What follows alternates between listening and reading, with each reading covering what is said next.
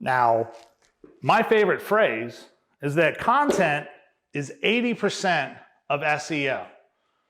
The last 20% of SEO is what most people think about as SEO and what companies sell as some magical voodoo of SEO that's going to make you rank number one. And that's... Hi, my name is Matt. I'm with Foster Web Marketing, and in today's video I'm going to talk about SEO for lawyers, specifically the three types of SEO your law firm should be focused on. Those will include technical SEO, on-site SEO, and off-site SEO. All three areas are important, have very distinctive qualities, and I'm going to show you how to do an evaluation of all of them and why it's going to help you rank higher and make more money. Let's roll.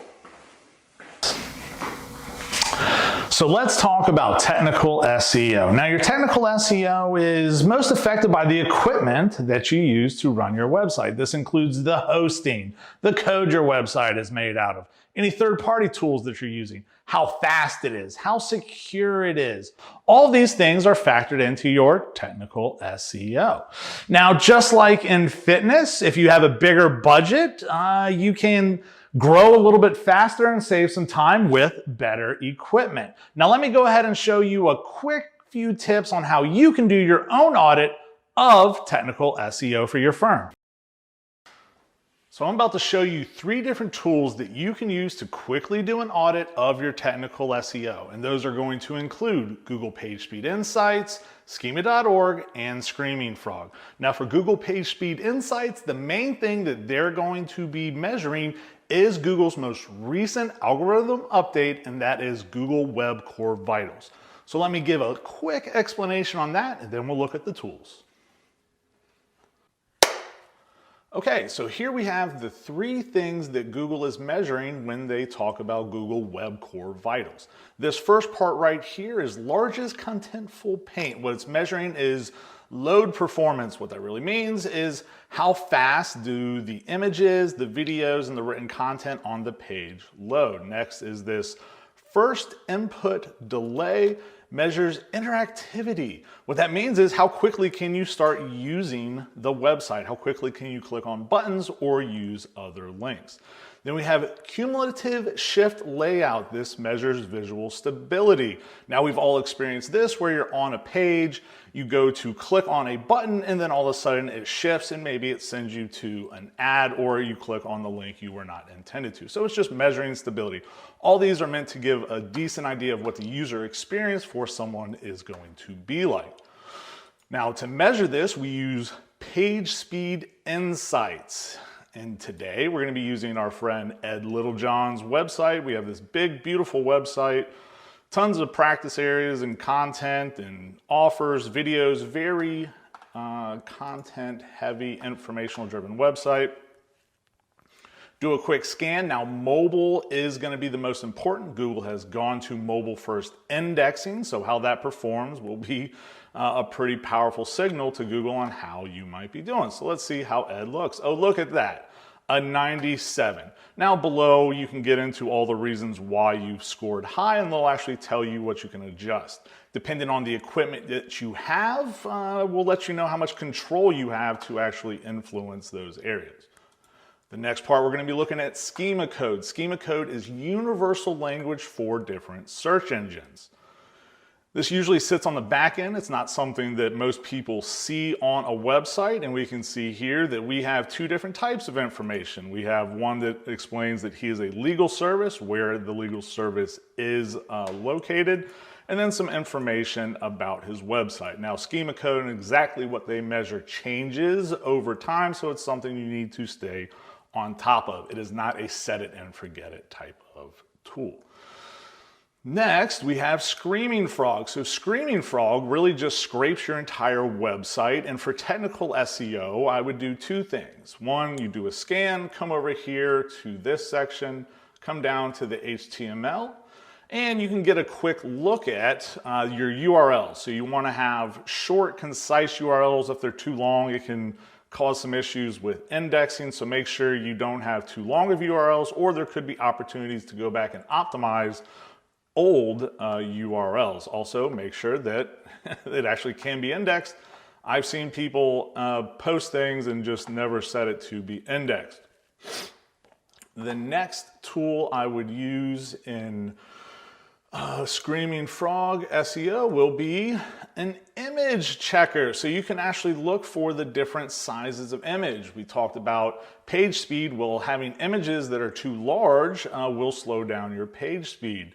So a couple things, you can come in here, you can check the sizes, the different ones. You want to make sure that you have JPEGs. PNGs are okay, but they're really meant for logos. So depending on how they're used, you may want to go back and update that. Quick little tip, when you're using this tool, once you click on it, if you come down and click on image detail, you can get some more detail about exactly what the image looks like and the alt text on the page. Whew. All right, now let's talk about on-site SEO now. So most people, when it comes to on-site SEO, there's this misconception that it's all about keywords. Reality is, it's all about content. And when I talk about content, I really mean unique, long-form content that speaks to a topic instead of just thinking about how to put as many keywords on a page as possible. Now, my favorite phrase is that content is 80% of SEO. The last 20% of SEO is what most people think about as SEO and what companies sell as some magical voodoo of SEO that's going to make you rank #1, and that's on-page SEO. Let me bust out this set real quick.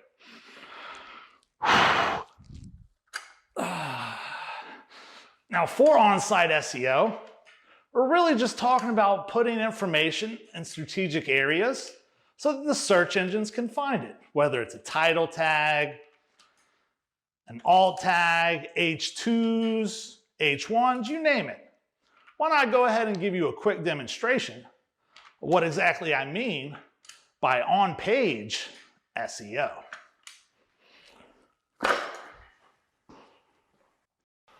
Okay, so if the equipment that you use to exercise is technical SEO, on-page SEO is actually going to be weightlifting. It's hard to optimize a website if you don't have any content on it. So let me show you how you can do a quick evaluation of your own current content and how to optimize it moving forward.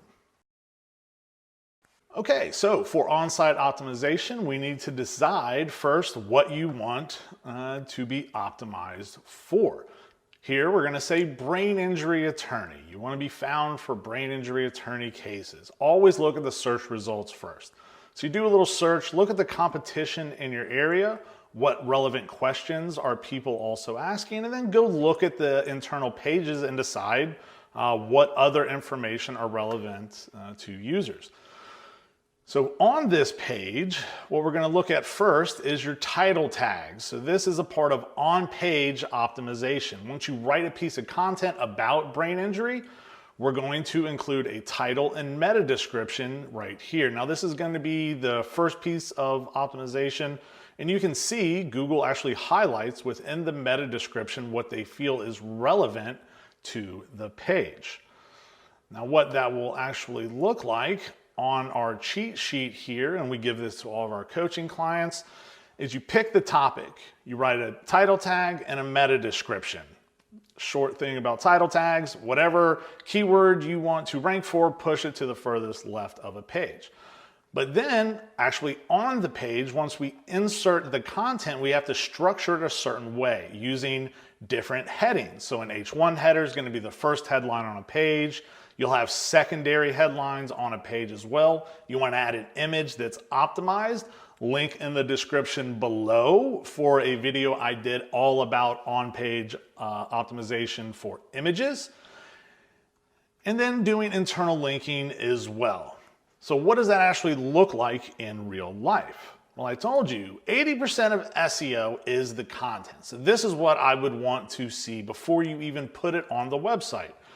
And here we have a lot of good content, but think about the different subheadings that we have as well. Do I need an attorney? The different types of brain injuries, brain injury symptoms, different FAQs related to this page, all giving this page trust and authority instead of just one sentence. So now we have to take this information and help Google understand what it is all about. And so in real life, what that will look like is a page like this. So here we have this top heading. This is the H1. Now there's code behind it that actually says H1 on a page. Then we have our secondary headings. These are going to be our H2s. You don't want to just bold the headings on the page. You actually want to put the code on the page. Now he doesn't have an image on this page, which I'll show you in one of our tools in a second. But then you start thinking about kind of the search engine optimization and user experience once someone is on this page. Here we have internal links going to other relevant information. So once people come to this page, they will engage with it longer. The search engines will see that there are other relevant information connected to this page at the same time. Other parts of user experience to think about, because the longer they stay on the page, that is a vote to Google that, hey, when you show this to people, they really like the information you present. Having an image. Some people don't want to read all that. They want to watch a video. Having an offer specific to the practice area that you're working on, or having other types of information like case results as well, specifically related to brain injuries. Now that is on-page optimization, taking from concept, you write the content, you add it to the page, you use on-page optimization by doing internal linking and putting H1s, H2s, optimized images as well, and then think about the user experience. Now the next part of this, a tool that we showed you earlier, a way to check all of those areas I just went over is Screaming Frog. You can see here that in Screaming Frog, the same place we just checked URLs and images, you can look at the title tags of your website. You can look at the meta descriptions. Now, a quick thing you can do is simply look at the length of these descriptions. So title tags, I think it's 55 characters.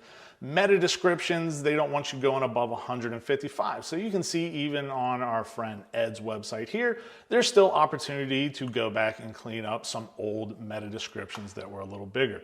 But you can actually go even deeper. You can look at H1s. How many of those do you have? How well are they optimized? I always like doing this, going back and looking at H2s. You may have a page that has one H1, but if you don't have any H2s, you could be missing some optimization opportunities, as well as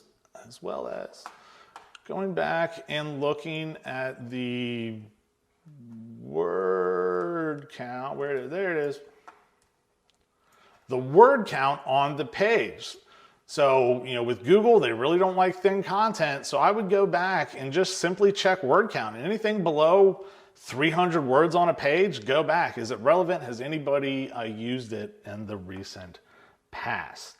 Now, you can also use paid tools to scan this. I talked a little bit earlier about Kevin. We have a tool that does scanning for our clients in DSS, and it simply looks at the optimization. What it's saying is, hey, if I want to rank for traumatic brain injury attorney, this is how much it gets searched in this area. Don't worry, Kevin, I blocked all the details so they can't see how awesome you're doing. And then it'll look at all those different parts of on-page optimization and give you a score based on that, including internal linking. Now we can see opportunity here to add alt tags and update the file names as well. Now another tool that you can use, there's SEMrush, there's all kinds of different ones that'll scan your whole website and throw out some basic scores for you. Just depends on, once again, how much time and budget you have.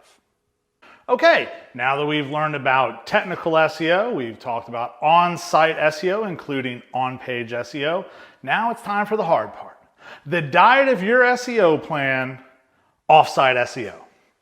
For offsite SEO, you're going to be looking at brand mentions online, social media posts, Google reviews, but the majority of what you need to focus on for offsite SEO is building backlinks. All right, so let's talk about backlinks real quick. They are literally a link coming from another website pointing back to you, like this one right here. Now, the reason that is helpful to you is because of the trust and authority of the website pointing to you. So we can see that superlawyers.com has a high level of trust and authority in law and society. So they have a level of 66. Now, most attorney websites, if you get between a 35 and 45, you'll be on the high end.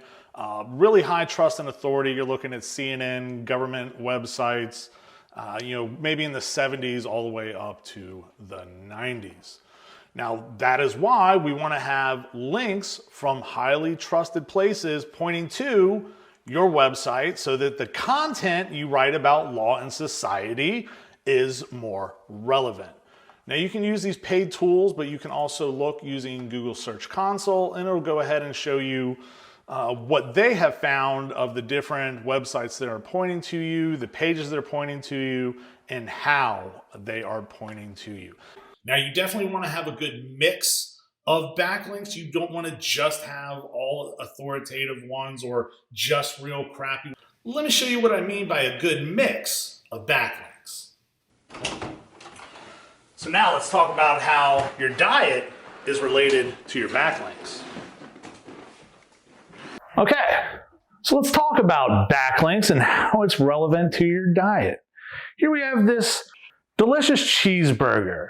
It's cheap, it's fast food, it's convenient, it'll fuel you up, it'll help you grow muscle. But if you eat too much of it, it'll kill you. Kind of like link directory websites or any place where you can just throw up an article for free. If it's cheap and easy to get there and everybody else is listed, it's probably not going to be that helpful to you. Here, good old protein shake.